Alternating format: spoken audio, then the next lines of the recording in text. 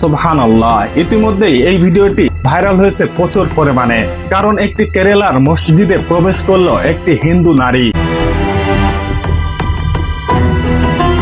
কেরালার একটি শহরে মসজিদের রাস্তা দিয়ে প্রতিনিয়ত একটি হিন্দু নারী হেঁটে চলাফেরা করত। তার ভিতরে হঠাৎ করেই কৌতূহল জাগলো, মুসলমানরা কিভাবে আল্লাহর ইবাদত করে, আর সেই দৃশ্যটা আমাকে দেখতে হবে।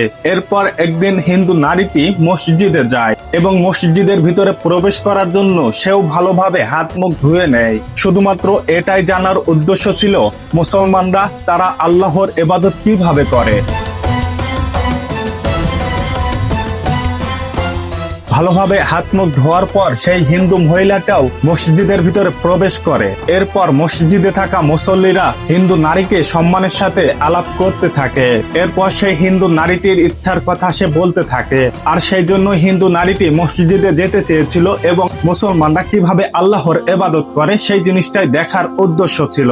মুসলমানরা যখন আল্লাহর ইবাদতে ছিল, আল্লাহর সেজদায় ছিল, তখন সে জিনিসটা বুঝতে পারলো এখানে ধনী গরিব বড়লোক কেউই আলাদা নয়, সকলে একই রকম একই সেজদায় রয়েছে এবং মুসলমানরা কতটা একাগ্রতার সাথে আল্লাহর ইবাদত করছে।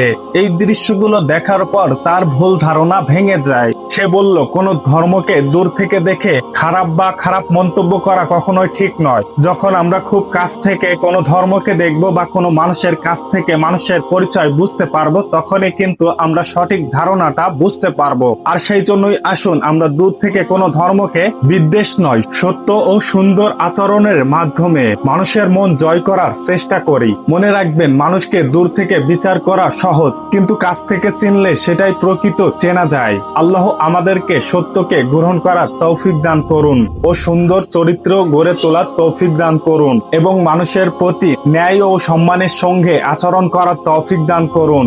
আমিন।